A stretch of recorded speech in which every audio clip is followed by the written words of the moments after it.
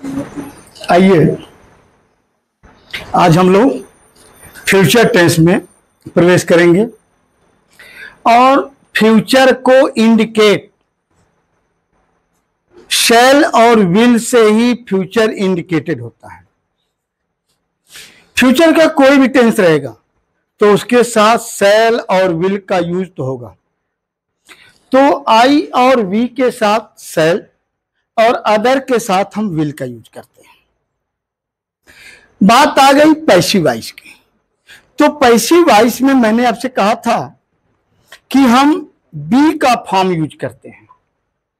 तो प्रेजेंट और पास्ट में बी के फॉर्म थे, लेकिन फ्यूचर में बी का फॉर्म नहीं होता।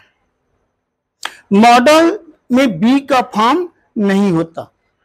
तो शैल या विल ये भी सेमी मॉडल कहलाते हैं। मॉडल शब्द बना है मूड से, उसमें आप कुछ करते नहीं हो, आप सोचते हो। क्या है? आप सोचते हो।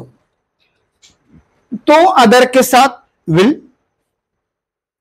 और इसमें मैंने जब कहा कि पैसिव वॉइस में हर जगह बी का फॉर्म यूज होता है, तो बेस फॉर्म ही यानी शैल और विल के साथ क्या लगा देंगे? बी। क्या लगा देंगे? और मेन वर्ब हर जगह थर्ड फॉर्म। Concept clear? आइए, एवरीवन विल ब्लेम अस।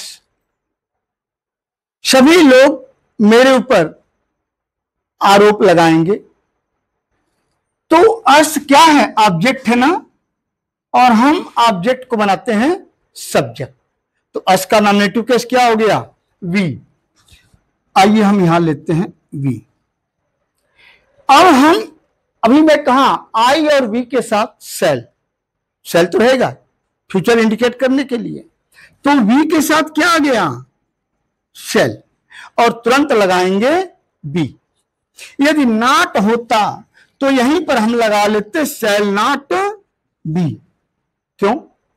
मैंने कहा था कि निगेटिव में आप ऑक्सिलरी वर्ब के बाद नॉट का यूज करते हैं। और मैंने आपसे भी कहा था कि यदि auxiliary verb more than one word हो, क्या? मोर देन वन वर्ड हो, तो फर्स्ट वर्ड जो है ऑक्सिलरी वर्ब होगा, अदर वर्ड जो है क्या होंगे? मेन वर्ब के पार्ट होंगे। Concept clear? तो नॉट यदि लगाना होता तो हम यही लगा देते वी शैल नॉट बी। यदि इंट्रोगेटिव रहेगा तो हम ऑक्सिलरी वर्ब को सब्जेक्ट के पहले करते हैं, तो हम केवल शैल या विल को ही सब्जेक्ट के पहले रखेंगे, बी को नहीं रखेंगे। क्लियर? ऑक्सिलरी वर्ब हो गया।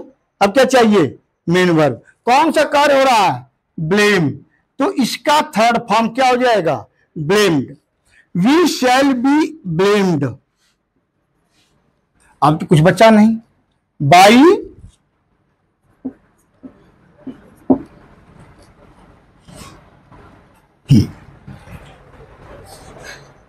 ठीक है। नेक्स्ट, सन एवरीवन। तो हाँ, एक चीज और मैंने आपसे कहा था कि एवरीवन यानी सभी लोग। तो जब इंडिफिनिट प्रोनाउन हो, अनिश्चित या सबके लिए हो, तो ऐसे शब्द को आप हटा सकते हैं। इसको सुपरफ्लुअस कहा जाता है, यानी इसकी जरूरत नहीं है। बाई एवरीवन आप लगा लें, गलत नहीं है। ठीक है। और आप ऐसे शब्दों को हटा भी सकते हैं, बस ऐसे कह सकते हैं we shall be blamed. Concept clear? Bye everyone मैं ब्रैकेट में कर देता हूं, आप लोग समझ लेंगे। यानी हम लगा भी सकते हैं और नहीं भी लगा सकते हैं। बेटर होगा कि हम इनको न लगाएं। ठीक है। नेक्स्ट आइए, आई शैल राइट अ लेटर। क्या लिखेंगे आप? क्या लिखेंगे? ऑब्जेक्ट और लेटर, इनको बना दीजिए सब्जेक्ट। ऑल लेटर, अब यहां लेटर अदर के साथ क्या है, विल, यहां क्या आ जाएगा, विल, और पैसिव वॉइस है तो क्या हो जाएगा, विल बी। राइट का third form written, write, wrote, written. मैं पहले ही आपसे कहा और letter will be written. I subject है, डॉ बनाएंगे, बाई मी। अच्छा, इसमें कितने लोग घर पर मीनिंग लर्न करना शुरू कर दिया। मैंने आपसे कहा था कि रूल मैं बताऊंगा, सब कुछ मैं बताऊंगा। यदि आप ओकब अपना स्ट्रांग नहीं करते हैं तो मैं बता दूं, ये लैंग्वेज स्ट्रांग नहीं होगा। तो कितने लोग आप लोग मीनिंग लर्न करना शुरू किए, प्लीज कमेंट में आज आप जरूर डालें कि कितना मीनिंग आप पर डे लर्न करना शुरू किए और कितना हद तक आपको यह समझ में आया। तो इसे आप कमेंट में आज जरूर डालें। आइए, और letter will be written by me. Why interrogative, interrogative word रख लो, केवल whom, who, which, what। जब ए इंट्रोगेटिव वर्ड रहे तब कुछ सोचना पड़ता है। या इंट्रोगेटिव वर्ड किसके लिए है, सब्जेक्ट के लिए। हाउ मेनी, अब हाउ मेनी क्या है वहां तो देखना पड़ेगा। तो जब सब्जेक्ट के लिए हो या ऑब्जेक्ट फॉर्म तब सोचना है। नेक्स्ट तो रखिए, तो आइए तो क्या हो जाएगा, व्हाई। अब व्हाई यहां पर क्या ऑब्जेक्ट क्या है, फाइन, तो फाइन के लिए क्या आएगा, विल। तो why will do fine be, इतना तो पहले लिख लीजिए आप। अब क्या आ जाएगा भाई, शरी, नॉट लगा है, नॉट कहां आएगा बताया हूं, बी के पहले आएगा। तो फाइन नॉट बी, पे का third form paid by her. इसमें कितने लोगों के समझ में आ गया, इसमें कौन है जिनके समझ अभी तक नहीं आया, कोई है, कोई है एनीवन जिनके समझ में नहीं आया, और कोई, टू, और कोई, अच्छा ठीक है, जरा ध्यान दीजिए। वेन, तो वेन लिख लीजिए पहले, इंट्रोगेटिव वर्ड है तो यहीं ले लेते हैं, वेन द बॉल, बॉल क्या है, सब्जेक्ट हो जाएगा। वेन द बॉल,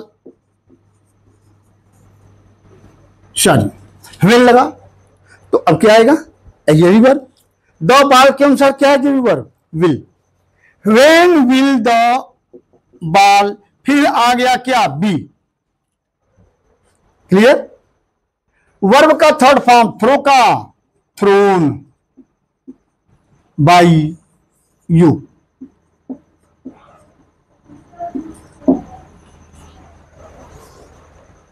एक और बचा, विल ही नॉट, पहले विल लगा लें, लेकिन देख लें आगे क्या है भाई, उसके अनुसार हो सकता है। तो क्या है, ऑब्जेक्ट क्या है, यू।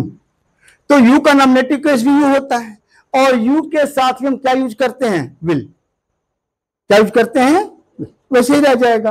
क्या हो जाएगा, will you not be main verb helped by him, यही ना, बस हो गया। अब इस पर आप लोग प्रैक्टिस करेंगे, ठीक है। अब प्रेजेंट फ्यूचर परफेक्ट शुरू होगा।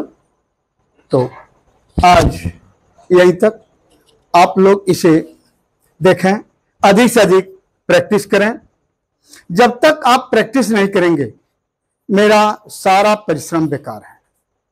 आप प्रैक्टिस करें और कमेंट जरूर लिखें। आप जरूर अपना कमेंट दें जिससे मैं जानूं कि आप कहां तक मेरा परिश्रम आप पर सार्थक हो रहा है।